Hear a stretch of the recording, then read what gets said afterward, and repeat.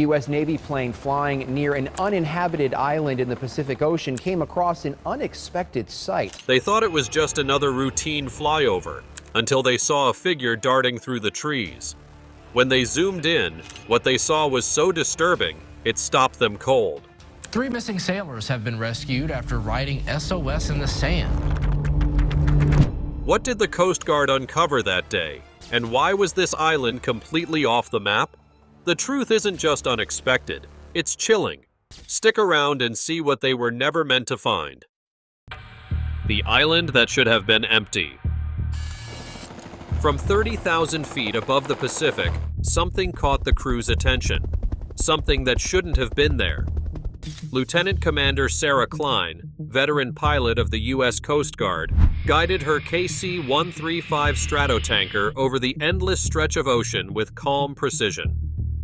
The morning had been routine, the sky clear, the mission simple. A reconnaissance patrol skimming past Pikelo Island. This region wasn't known for activity, just sea, sky, and silence. Pikelo Island, a remote, uninhabited coral atoll roughly 160 miles northeast of Yap, was little more than a forgotten dot in the Pacific.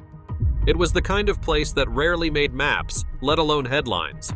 With no permanent settlements and little recorded human presence, it served as a marker more than a destination. But this stretch of ocean had its mysteries, and Sarah had learned never to ignore instinct. Flying from Andersen Air Force Base in Guam, Sarah had performed dozens of similar flights. She was sharp, focused, and trusted by her crew. In the seat beside her, Ensign Mark Torres adjusted the navigation display with casual confidence. Their quiet conversation about the island's eerie stillness was interrupted when the onboard surveillance system flagged something. Movement. Tiny, erratic blips on the thermal scope. Sarah leaned forward, eyes narrowing. "It could be birds," Mark muttered, but the tone in his voice didn't match the words. Sarah didn't respond. She tapped the controls, banking slightly to bring the island into sharper view. The KC-135, while designed primarily for mid-air refueling, was outfitted with high-altitude optics perfect for this kind of scan. As the aircraft swept closer, its onboard imaging systems focused on the shoreline. What they revealed made both pilots fall silent. There was movement, definitely human. Not one person, several. No distress signals, no flagged emergencies. And yet, no vessels docked, no sign of how these figures had even arrived. It didn't make sense. Sarah's gut tightened. A place like Pikelo was never supposed to have people wandering its shores, especially not without explanation. The crew marked the location, transmitted a preliminary report, and continued the sweep. But something lingered in the air, an unspoken tension. Whatever was happening down there, it didn't belong, and Sarah knew this wasn't going to stay routine for long. A flicker of movement. What looked like a trick of light turned out to be the first sign that something was very wrong on Pikelo Island. As the KC-135 stratotanker dropped altitude for a low pass, Lieutenant Commander Sarah Klein narrowed her eyes toward the tree-lined edge of the island below. Amid the stillness, something shifted.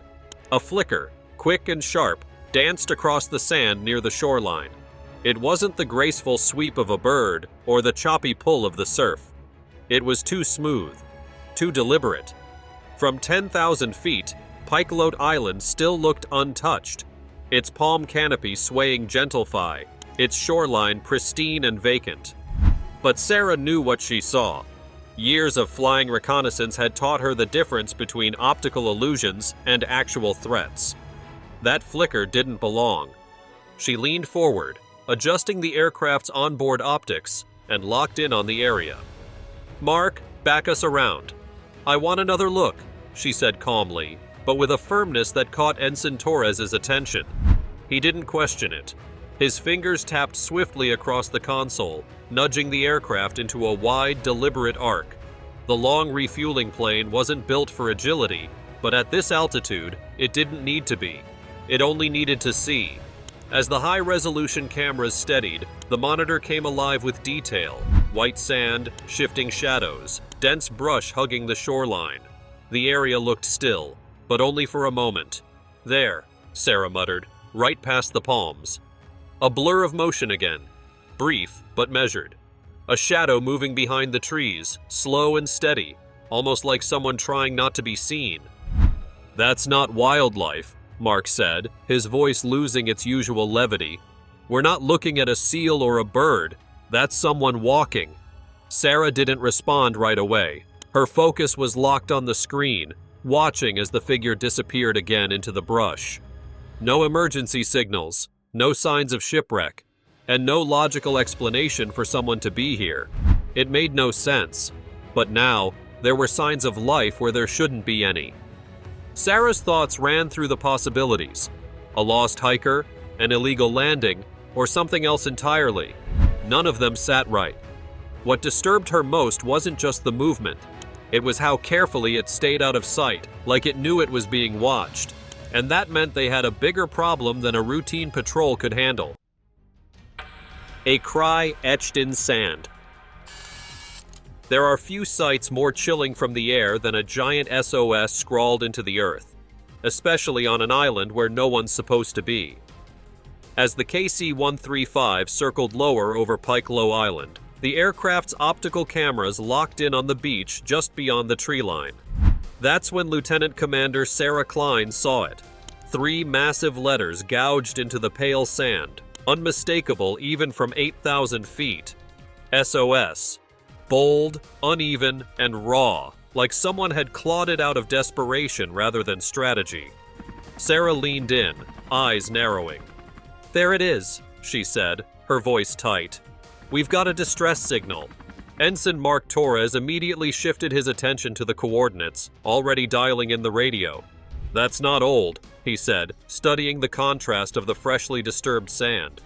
"Whoever did that is either still down there, or they were very recently." Sarah knew what that meant. This flight wasn't just surveillance anymore, it was a potential rescue operation. The tranquility of their morning patrol was gone, replaced by the sharp clarity of urgency. She adjusted their flight path to hold a tighter orbit over the island, her mind racing through protocols and possibilities. No one was supposed to be on Pikelo. No boats had been reported missing in this sector. No distress calls had been logged. And yet here it was, a silent scream engraved into the beach, begging to be seen. "Base, this is Goldwatch 6. Confirm SOS on Pikelo. Coordinates are locked. Request immediate search and rescue support," Mark relayed, his voice measured but tense. Back in the cockpit, both officers stared at the screen, waiting for more. It wasn't just the presence of the signal, it was the effort behind it. The letters stretched nearly 10 feet wide, each groove at least a foot deep. That kind of work meant someone had been here long enough to try everything else first. Sarah's instincts kicked in. "Let's run another sweep. Focus on the tree line, areas with shade, anywhere a person might be trying to stay hidden or sheltered." The aircraft's cameras adjusted again, slowly tracing the edge of the island, scanning for movement. The SOS confirmed one thing. This wasn't a ghost signal from years ago. This was active. This was now. And whoever wrote it just wants to be found. Whatever they were about to uncover, it wasn't just a rescue mission anymore. It was a search for the story behind that cry for help, and whether there was still time to answer it. Eyes in the sky, lives on the line.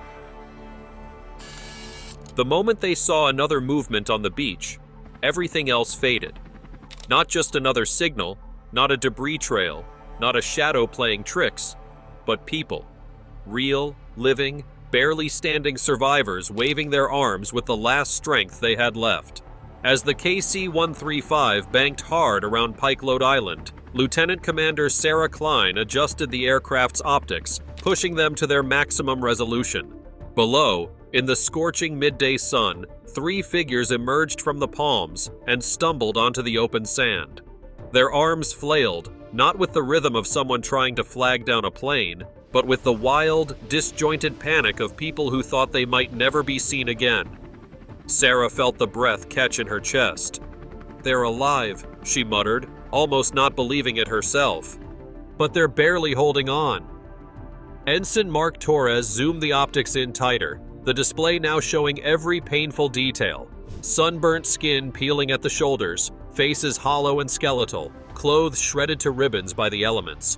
One of them dropped to their knees, still waving, still trying.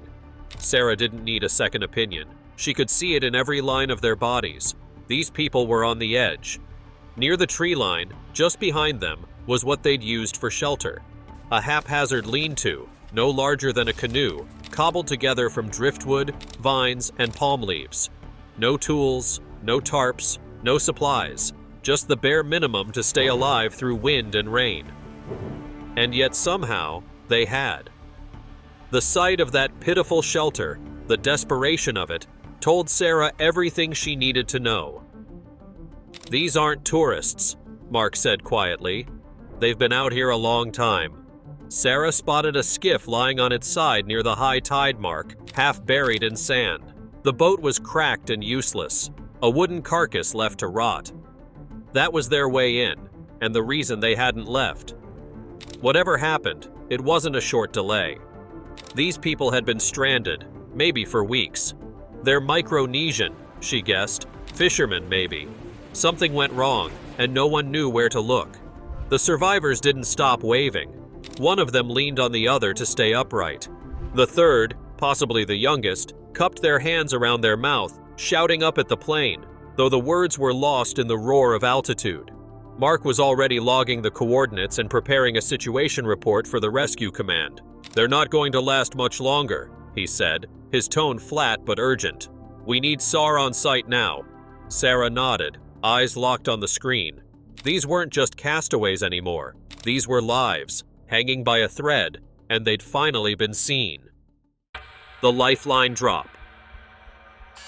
The sight of the castaways, barely clinging to life on the desolate shore, made Sarah's heart sink. 3 emaciated figures waved frantically, their bodies trembling in the relentless heat of Pikelo Island. The images of their frail, sunken faces and the wrecked skiff half buried in sand were undeniable. They had been stranded far too long. The harsh reality? A KC-135 stratotanker, no matter how high-tech, wasn't equipped to handle a rescue operation. It wasn't built to land on an island without a proper runway that stretches at least 10,000 feet of reinforced concrete, and there was no helicopter or surface vessel in sight to assist.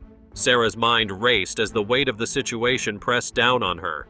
How could she bridge the gap between their desperate need for help and the limitations of the aircraft? "They're not going to make it much longer if we leave them here," Sarah muttered to herself, the urgency building in her chest. She turned to Ensign Mark Torres, her voice clear but tinged with resolve. "We can't just fly away. We need to drop them a radio. It's their only chance to stay in contact until help arrives." Mark's expression shifted from concern to understanding. The plan was risky, but it was the best option. "I'll get the crew prepped," he said, moving swiftly to relay the orders. The crew wasted no time. Inside the KC-135, the compartment buzzed to life as they prepared the drop. A waterproof two-way radio secured inside a padded container, rigged with a small parachute to slow its descent. The unconventional nature of the mission didn't escape Sarah. Refueling planes were not designed for this kind of operation. But this radio, small as it was, represented a lifeline. It was the single thread of hope that could keep the castaways tethered to civilization until rescue teams could reach them. "We need to get this right," Sarah told the crew, her tone steady but urgent.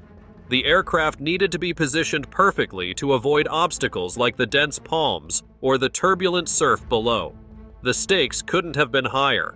A miscalculated drop could send the radio crashing into the trees or sinking into the ocean, destroying the only means of communication. As the crew worked diligently to finalize their plan, Sarah maintained a tight orbit around the island, her eyes never leaving the castaways below. She watched them wave, oblivious to the lifeline that was about to fall from the sky. The crew was calculating wind speed, drift, and drop zone accuracy. Every second felt like an eternity. "Targets locked in," Mark reported, his voice calm and focused. He coordinated with the loadmaster, making sure every detail was in place. "On your mark, Sarah." With a sharp exhale, Sarah aligned the aircraft perfectly. The bay doors opened with a whir, and the air shifted as the container was positioned for release. "Now," Sarah said, her hands steady on the controls, feeling the weight of the moment. The radio tumbled from the aircraft, its parachute catching the wind and blossoming like a small, delicate flag against the bright sky. It drifted down slowly, a fragile lifeline between the castaways and the outside world. Sarah's pulse quickened. Everything now rested on whether the survivors could reach the radio and activate it, connecting them to the help they so desperately needed. A voice from the island.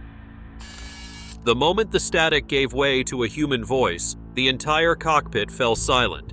For hours, Lieutenant Commander Sarah Klein had been staring down at three stranded figures on the beach, waving, signaling, barely standing.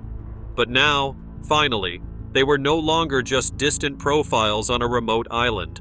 They had spoken. Faint, trembling, and nearly lost in a wash of background noise, a man's voice crackled through the receiver. "Please, we're here. Can you hear us?" Sarah didn't hesitate. She grabbed the mic, keeping her voice calm, measured. "This is the U.S. Coast Guard. We hear you loud and clear. You're on Pikelo Island. We see you, and we're here to help." It was the moment they had worked toward from the second they spotted the castaways. The parachuted radio had landed near the camp, just beyond the shade of the palm trees, and the survivors had wasted no time retrieving it. Now, there was a direct line of communication, a fragile but critical thread connecting them to the outside world. The man identified himself as John, a Micronesian mariner who'd set out from Puluwat 5 days ago with 2 companions. They'd run out of fuel, drifted aimlessly, and eventually washed up on Pikelo. He didn't waste time explaining their situation. His voice trembled with exhaustion and urgency. "David's sick. He's not responding. We've had no medicine, just rainwater and a few fish." Sarah exchanged a look with Ensign Mark Torres. There was no need to speak. The facts were written all over their faces. 5 days stranded, dehydration, no medical aid, 1 man barely conscious. Every second they stayed on that island without rescue, their chances of survival shrank. Mark logged the transmission and signaled for Sarah to press on. "John, can you give us a quick rundown of your condition? Any supplies left? Do you have shelter?" she asked, trying to stay composed while fighting the surge of helplessness rising in her chest. A patrol boat had been dispatched, but it wouldn't arrive for hours, and now a storm was creeping in from the east, low and fast. John's voice returned, weakened by static. "We're weak. The sun's been bad. No medicine. Not much left. Please, don't leave us." Sarah closed her eyes for a second, then spoke as clearly as she could. "We're not going anywhere. Help is on the way. Stay near the radio, conserve your energy, and keep talking to us if you can." The transmission faded again. Just before the line cut out, 2 words came through, quiet but unmistakable. "Thank you." Sarah stared down at the island, watching the 3 huddled forms clinging to the radio like it was a lifeline. Because for now, it was. And with the storm clouds rolling in, she knew they'd have to move fast to keep that lifeline intact. Racing the storm. The moment the storm showed its hand, everything changed. What had begun as a tense but steady operation shifted into a desperate countdown against the elements. On the radar screen aboard the KC-135 Stratotanker, the threat wasn't subtle. It was a swirling wall of thunderclouds sweeping across the Pacific, violent, fast-moving, and pointed directly at Pikelo Island. "Sarah, we've got trouble," Ensign Mark Torres said, tapping the display where a dense weather front glowed with alarming intensity. "It's moving in from the southwest. 20 minutes, maybe less." Lieutenant Commander Sarah Klein didn't need a second opinion. She looked out across the water and saw it for herself. Dark clouds rolling in like a tidal wave in the sky, swallowing sunlight, dragging wind and rain in their wake. Even from their altitude, she could feel it. The gusts starting to shove the aircraft off balance, the first hints of turbulence already making their presence known. She cursed under her breath. Just below, 3 men were huddled on the beach, holding onto a radio they had received barely moments earlier. Now, they would have to hold on to something even more uncertain, the hope that help would still find them after the sky closed in.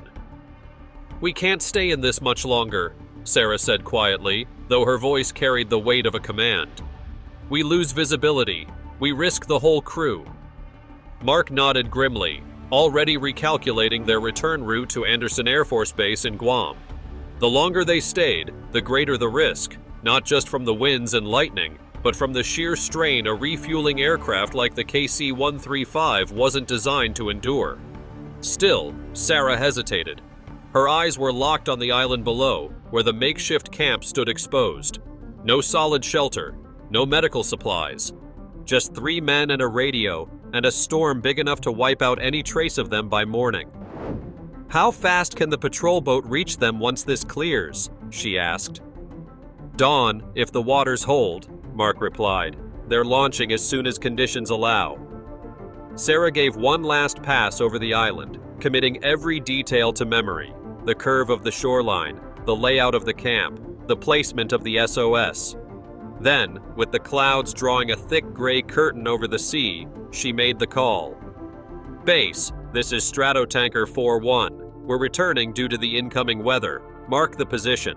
Let the boat crew know they'll need eyes sharp and engines hot at first light." As the aircraft turned back toward Guam, rain began to lash against the cockpit glass. Pikelo Island disappeared from view, swallowed by the storm. Sarah sat in silence, fists clenched around the controls. She had done everything she could. Now, all that was left was to hope the radio held out, and that the men on that beach could survive whatever the night brought with it. The longest night. The worst part wasn't the storm, it was the waiting. Back at Andersen Air Force Base, Lieutenant Commander Sarah Klein stood beneath the glare of runway lights, her gaze fixed on the black horizon as if she could will daylight to arrive faster. The storm had moved on, but its shadow lingered in the soaked tarmac, the heavy clouds still hanging low, and most of all, in the uncertainty it left behind. Somewhere out there on Pikelo Island, 3 men were fighting to survive the night with no shelter but palm fronds, no food but scraps, and no comfort except the faint crackle of a radio that might still be working.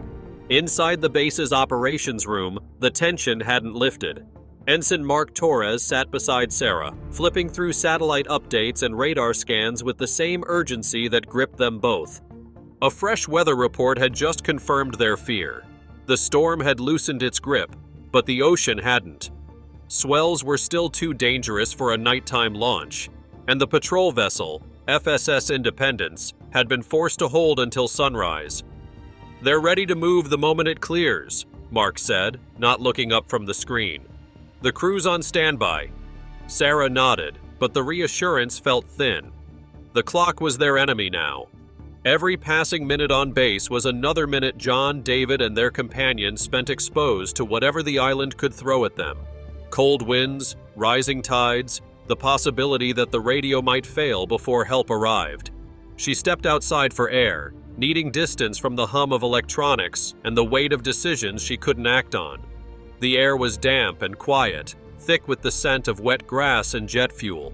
In the stillness, her thoughts drifted to the castaways, how they had survived for 5 days, carving an SOS in the sand, catching rainwater, clinging to life without knowing if anyone was even looking. That kind of strength didn't come easily. It wasn't luck, it was grit.